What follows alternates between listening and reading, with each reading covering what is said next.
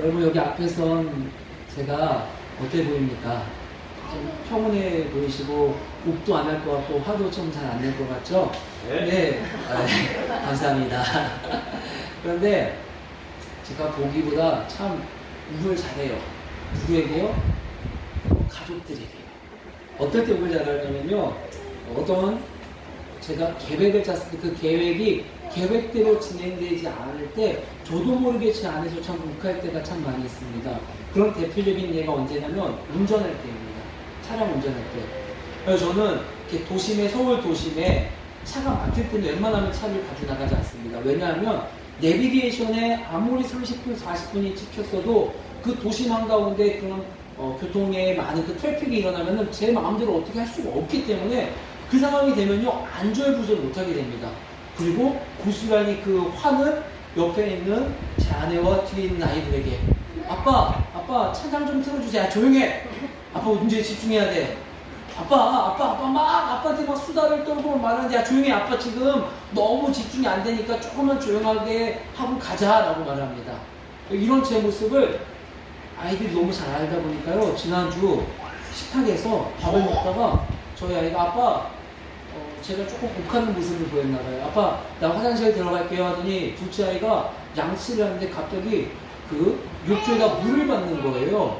그래서 쟤는 왜 갑자기 욕조에 물을 받아? 하고 쏙딱 나왔더니 아빠 화 좀 푸세요. 제가 아빠 좋아하라고 여기 욕조에 물 받고 있으니까 여기 들어가서 물 좀 몸 좀 담으면서 화 좀 조금 푸세요 라고 말해요.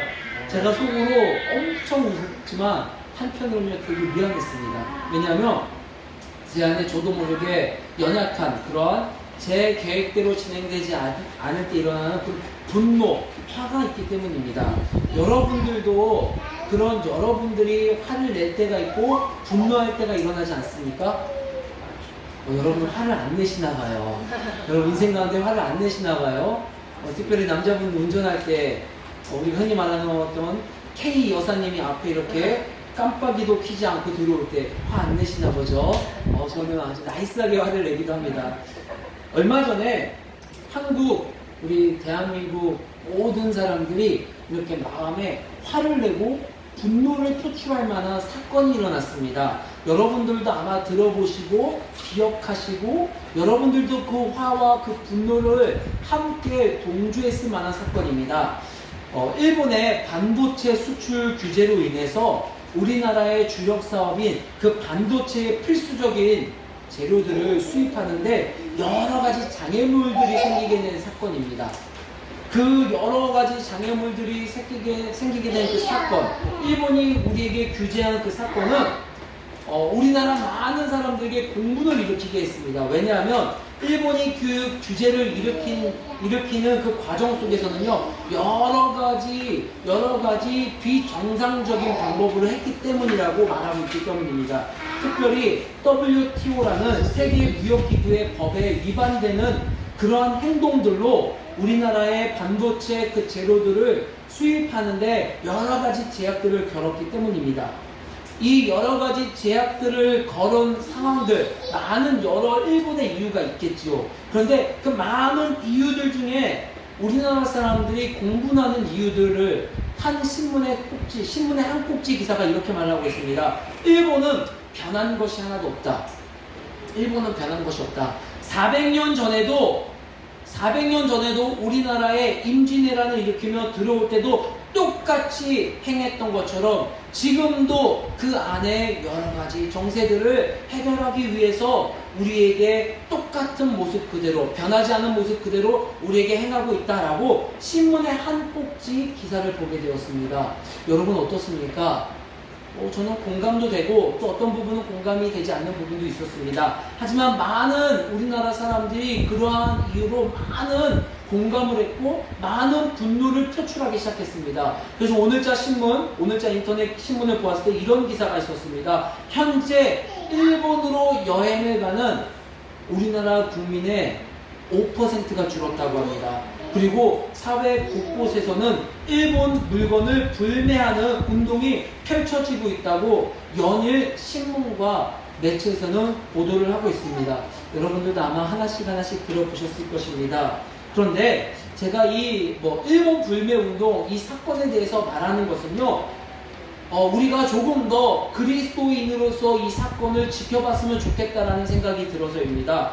성경에서는요, 그리스도인들, 하나님의 자녀로서 마음속에 우리가 이렇게 분노가 일어나고 화가 일어나고 너무나도 불합리한 사건들을 통해서 내 안에 화가 일어날 때 성경에서는 우리에게 말씀해주고 있는 상황들이 있습니다. 그렇기 때문에 우리가 마음속에 분노를 내거나 마음속에 내 계획대로 이루어지지 않아서 화가 날 때 우리는 조금 더 주의를 기울일 필요가 있습니다. 잠언 4장 23절 말씀 한번 찾아서 읽어볼까요? 잠언 4장 23절의 말씀입니다. 함께 읽어보겠습니다. 잠언 4장 23절의 말씀 시작. 모든 지킬 만한 것 중에 더욱 네 마음을 지키라. 생명의 근원이 이에서 남이니라. 아멘. 우리 한 번만 더 읽어볼까요? 잠언 4장 23절의 말씀입니다. 시작. 모든 지킬 만한 것 중에 더욱 네 마음을 지키라. 생명의 근원이 이에서 남이니라. 아멘. 지킬 만한 것 중에 더욱더 우리의 마음을 지키라고 합니다. 어떤 상황 속에서도, 분노를 일으킬 만한 상황 속에서도, 기뻐할 만한 상황 속에서도, 모든 상황 속에서 성경에서는요, 우리로 하여금 마음을 잘 지키라고 이미 구약에서부터 성경의 정신으로 잠언 4장 23절을 통하여 저와 우리들에게 말씀해 주고 있습니다. 그런데 오늘 저와 우리 가족들이 함께 들었던 예화 뿐만 아니라 성경의 말씀을 보면요, 마음속 분노의 표출을 일본 불매 운동을 하는 것과 같은 모습을 보이는 성경의 한 인물이 나옵니다. 바로 바울입니다. 사도행전 17장 16절 말씀 함께 읽어볼까요? 그렇게 많은 성경을 우리에게 기록하여 남겨주시고 그렇게 많은 하나님의 마음을 우리에게 가르쳐주시고 전해주신 바울이지만 오늘 본문에는요, 우리가 앞서 읽었던 잠언 4장 23절과는 전혀 상반된 모습을 보여주는 인물로 표현이 되고 있습니다. 사도행전 17장 16절 말씀 함께 읽어볼까요? 시작. 바울이 아덴에서 그들을 기다리다가 그 성에 우상이 가득한 것을 보고 마음에 격분하여. 아멘. 바울이 아덴에서 그들을 기다리다가 그 성에 우상이 가득한 것을 보고 마음에 격분하여. 여러분, 바울은요, 바리새인이었었습니다. 잘 아는 것처럼 가말리엘의 아래서 수학했었던 율법과 성경에 능통했었던 자입니다. 아마도 바울은 오늘 잠언 4장 23절에서 말했던 것처럼 마음을 지키라는 성경의 정신을 누구보다도 잘 알았을 것입니다. 너무나도 잘 알았을 것입니다. 왜냐면요, 오늘 아덴에 이르기 전에 바울의 1차 전도 여행과 2차 전도 여행의 그 여정을 한번 여러분 기억해 보십시오. 그곳에 도달했을 때마다 바울은 수많은 사람으로부터 욕을 먹고 수많은 사람으로부터 자존심 상하는 말을 듣고 돌로 돌팔매질을 당해서 목숨을 잃을 뻔한 상황 속에서도요, 바울은요, 단 한 번도 하나님을 원망하지 않았습니다. 단 한 번도 그들에게 대항하지 않았습니다. 그 상황을 보아서 아마도 바울은 무릇 지킬 만한 것보다 무릇 내 마음을 더 잘 지켜야 된다는 이 말씀을 잘 기억했었던 사람으로 그려지고 알 수 있습니다. 그런데 오늘 사도행전 17장 16절에서부터 이어지는 그 고린도의 한 도시인 아덴에 머물러서는요, 전혀 상반된 모습을 우리에게 보여주고 있습니다. 여러분, 아덴이라는 지역은요, 오늘날로 그리스라는 도시 알죠? 그리스의 수도인 아테네 지역을 말합니다. 그곳은요, 철학이 발달했고요, 종교성이 강해서 많은 신들을 모시고 있는 것입니다. 여러분, 제우스 들어보셨죠? 제우스. 그런 신들이 다 아덴이라는 지역에서 정말 신으로 숭배하고 섬겼던 곳입니다. 그곳에서 바울은 마음이 격분했습니다. 쉬운 성경에서 보면요, 이 개역개정 성경은 되게 나이스하게 선비적으로 표현했어요. 마음이 격분했다. 네, 쉬운 성경에서는 이렇게 말하고 있습니다. 바울이 대단히 화가 났습니다. 대단히 화가 났습니다. 16절의 말씀, 이 쉬운 성경보다도요, 원어로 직역해서 살펴보면요, 우리가 읽는 성경과는요 조금 다른 뉘앙스를 우리에게 말해주고 있어요. 제가 한번 읽어볼게요. 원어에서는요 이렇게 표현하고 있습니다. 그의 속에 있는 그의 영이 분노로 타오르고 있다. 사도행전 17장 16절의 말씀을 원어 그대로 직역해봤더니 바울 속에 있는 바울의 영이 분노로 타오르고 있다. 바울이 아덴에서 불타올 정도로 화가 난 이유는 그의 영이 도시 가운데서 가득한 우상으로 가득 찼던 모습에 반응했기 때문입니다. 여러분 다시 한번 말씀드립니다. 그의 영이 그 도시 가운데 머물렀을 때 그 도시 가운데 놓여진 그 모습을 보고 그의 영이 분노로 반응했다라는 것을 성경이 말씀해주고 있습니다. 화가 났다라고 표현하는 이 표현, 그의 영이 분노로 반응했다라는 표현은요 오늘 17장 16절에서만 나오는 게 아니에요. 성경 곳곳에서 말해주고 있는데 정말 놀랍게도 이 단어가 사용되는 곳곳 전부 다 우상 숭배할 때만 마음이 격분했다라고 말하고 있습니다. 시편 106편 28절로 29절의 말씀 읽어볼까요? 시편 106편 28절로 29절의 말씀.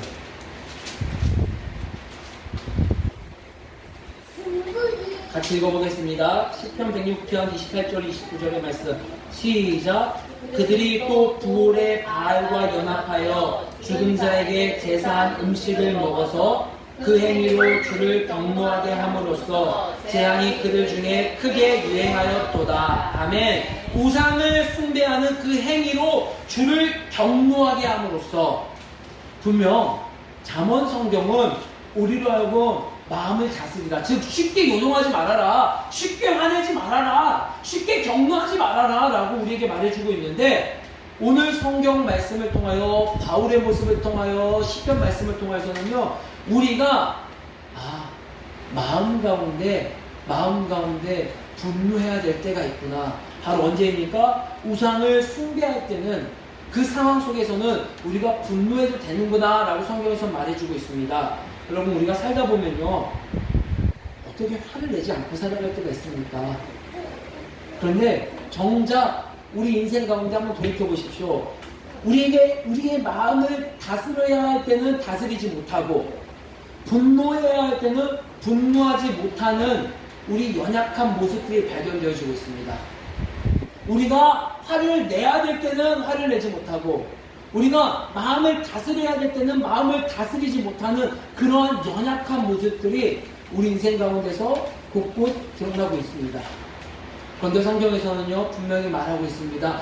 우리가 모든 인생에 있어서 마음을 다스리고 우리가 화를 내지 않아야 되지만, 분명 우상 숭배에 있어서는 우리의 마음이 마치 바울이 그랬던 것처럼 영이 그 사건으로 인해 분노해야 되는 성경이 우리에게 말씀해 주고 있습니다. 그렇다면 다시 한번 원점으로 돌아와서, 오늘 바울이 아덴이라는 지역에 도착해서 분노했습니다. 분노한 이유는 우상을 숭배했기 때문이라고 말하고 있습니다. 왜 그들이 우상을 숭배했을까요? 그들이 지식이 없어서 우상을 숭배했을까요? 성경은 그렇게 말하고 있지 않습니다. 사도행전 17장 18절 말씀 함께 읽어볼까요?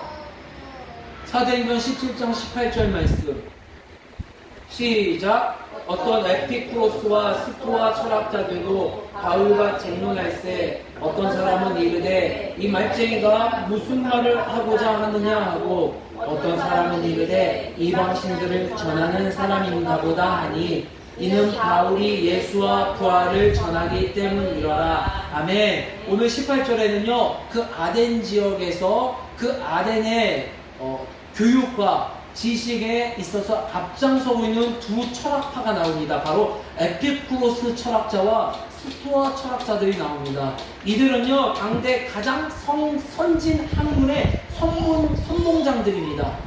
모든 지역에서 아덴에 학문하면은 정말 대단한 학문이구나, 이 시대의 모든 트렌드를 이끌어가는 철학자들이구나 라고 생각하고 여기는 자들입니다. 그들에게는요 정말 다양하고 깊고 넓은 지식들이 있는 자들입니다. 그럼에도 성경은 그들은 여전히 우상을 숭배하는 자들이라 말하고 있습니다.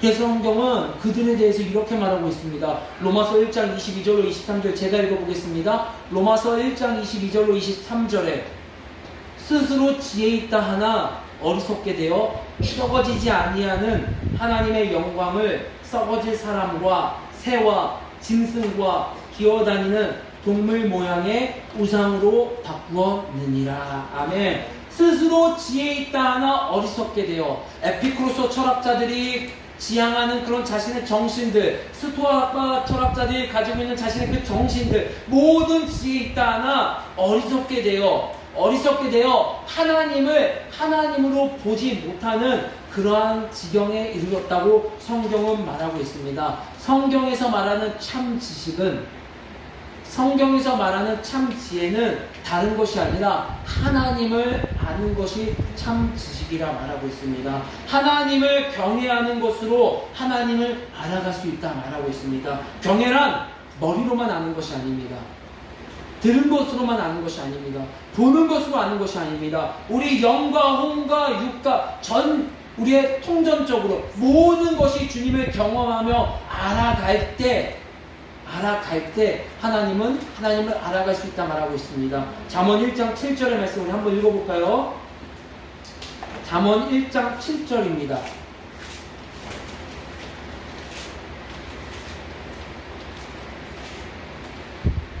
잠언 1장의 7절 말씀 시작. 여호와를 경외하는 것이 지식의 근본이거늘 미련한 자는 지혜와 한계를 멸시하느니라. 아멘. 여기 여호와를 경외한다라는 것은요, 우리 아버지를 두려워하고 아버지를 정말 하나님으로 여긴다는 것입니다. 내 삶에 있어서 영과 혼과 육 모든 것이 머리로만 하나님을 알고 끝나는 것이 아니라, 지적으로만 이성적으로만 알고 끝나는 것이 아니라, 내 영과 혼과 육이 하나님을 인식하고 하나님이 진짜 신이구나, 하나님이 나를 만드셨구나, 하나님이 전능하신 분이구나 라고 고백하고 경외하고 인식하고 누릴 때, 그것이 우리 인생 가운데 지식의 근본으로 작동됨을 성경은 말해주고 있는 것입니다. 오늘 에피쿠로스 철학자와 스토아 철학자들, 지식으로 많은 세상의 학문을 알았을지 모르지만 그들 마음 가운데 여호와를 경외하는, 여호와를 알미 없었기에 그들은 여전히 하나님을 모르고 있습니다. 그렇기 때문에 그 우상이 널리 터진 그 아덴에서 바울은 마음의 격분함으로 우리에게 권면하고 동기를 부여하고 있습니다. 여러분, 우리는 화를 내야 합니다. 분노해야 합니다. 그런데 그 화와 분노의 대상은 사람이 아닙니다. 그 화와 분노의 대상은 우리가 처한 환경이 아닙니다. 금전적, 마음적으로 누군가가 나에게 손해를 끼친 것에 대해서 화를 내고 분노하는 것이 아니라 여러분 스스로 하나님을 모르는 무지에 대해서 분노하고 화내야 되는 것입니다. 그 1차적 대상은요, 오늘 바울처럼 아덴 시민들에게 분노하고 격분하는 것이 아니라 그 1차적 대상은요, 여러분의 영에게 분노하고 화를 내셔야 됩니다. 내가 남을 바라보는 것이 아니라 내 안에 하나님을 모르는, 하나님을 경외함이 없는, 하나님을 세상의 신과 똑같이 여기는 종교적인 그러한 모습에 대해서 분노해야 됨을 성경에서는 우리에게 말씀해주고 있고, 그 분노함을 가지라고 성경은 바울을 통해서 말씀해 주고 있습니다. 일본 불매운동, 솔직하게 제가 정말 찾아보고 기사를 읽어봤고 봤지만 솔직히 저는 잘 모르겠습니다. 이런 상황에 대해서 우리도 똑같이 그들이 우리에게 왼편을 때렸으니 우리도 그들의 오른편을 때려야 된다. 저는 목회자로서 또 아니 한 명의 대한민국 국민으로서 잘 모르겠습니다. 정말 잘 모르겠습니다. 몰라서 모르겠다라고 말하는 거예요. 똑같이 해야 되는지 안 해야 되는지. 그런데 그 상황을 통해서 제가 우리 교회와 우리 가족들에게 말하고 싶은 것은, 물론 저도 대한민국 국민으로서 화가 나죠. 분노가 나죠. 저는 그 누구보다도 국사를 사랑하고 역사를 사랑하기 때문에 그 상황에 대해서 너무나도 화가 나죠. 그런데 성경은 그 상황에 대해서 우리가 분노하고 화내기 이전에 우리가 정말 화를 내고 분노해야 될 것에 대해서 말씀해 주고 있습니다. 내 안에 하나님을 모르는 것에 대해서, 내 안에 하나님을 똑같이 우상으로 여기는 것에 대해서, 내 안에 무시하는 것에 대해서 성경은 분노하고 성경은 내 자신에게 하나님 앞에 나아가라라고 말을 하고 있습니다. 그런데 성경을 쭉 읽어보니까요, 성경은 항상 분노하되 분노함으로 끝나지 않더라고요. 우리의 그 분노함이 우리 가족들, 우리 길가진에게 가운데 분노함으로 인한 화가 알무로 변화되기를 주 이름으로 간절히 소망합니다. 시편 1편 1절로 6절의 말씀을 읽고 말씀을 마치겠습니다. 시편 1편 1절로 6절의 말씀입니다. 시편 1편은 많은 학자들이 시편 150편의 주제라고도 말하는 성경의 말씀입니다. 시편 1편 1절로 6절의 말씀 저와 함께 교독하시겠습니다. 복이 있는 사람은 악인들의 꾀를 따르지 아니하며 죄인들의 길에 서지 아니하며 오만한 자들의 자리에 앉지 아니하고 오직 여호와의 율법을 즐거워하여 그의 율법을 주야로 묵상하는도다. 그는 시냇가에 심은 나무가 철을 따라 열매를 맺으며 그 잎사귀가 마르지 아니함 같으니 그가 하는 모든 일이 다 형통하리로다. 악인들은 그렇지 아니하며 오직 바람에 나는 겨와 같도다. 그러므로 악인들은 심판을 견디지 못하며 죄인들이 의인들의 모임에 들지 못하리로다.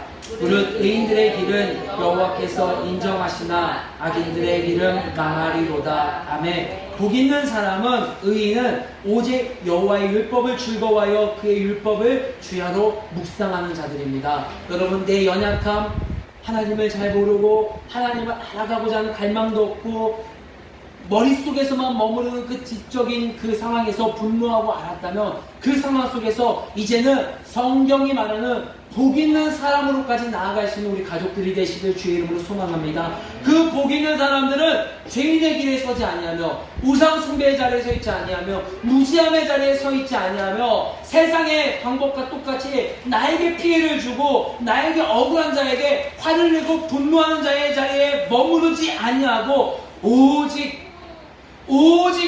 여호와의 율법을 즐거워하여 그의 율법을 주야로 묵상함으로. 여러분, 왜 주야로 묵상할까요? 바로 하나님을 경외하고 알아가기 위하여 묵상하는 것입니다.